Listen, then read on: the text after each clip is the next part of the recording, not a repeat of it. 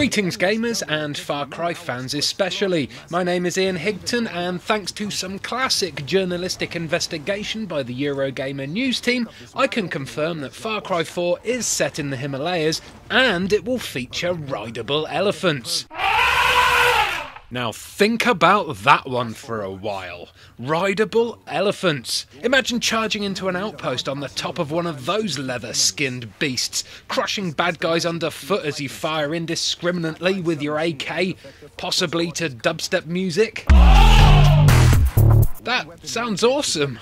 Set to be released in the first half of 2015, this switch of location from sandy tropical locales to snowy mountain ranges marks a drastic change for the series and is bound to pave the way for many new features, like the elephants.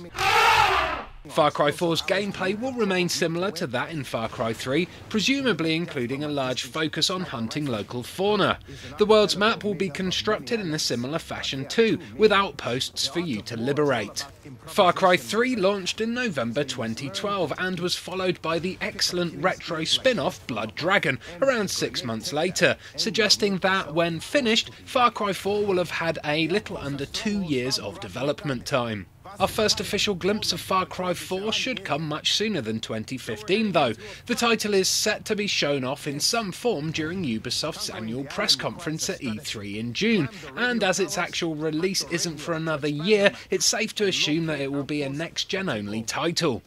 We'll be following Far Cry 4 very closely here on Eurogamer's YouTube channel, so if you want to get the latest news on the game as soon as it drops, make sure to give us a subscribe by clicking on that on-screen annotation.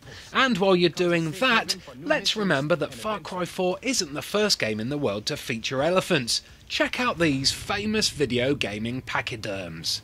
Here's banana-loving CJ from CJ's Elephant Antics on the ZX Spectrum. Fun fact, in real life, an umbrella wouldn't allow an elephant to float.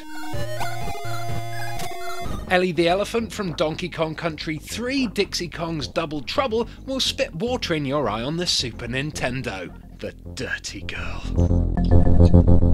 And finally, Rolo from Rolo to the Rescue on the Sega Mega Drive is a weird lad who likes nothing more than building towers of moulds on his own back, just because he can. Bye!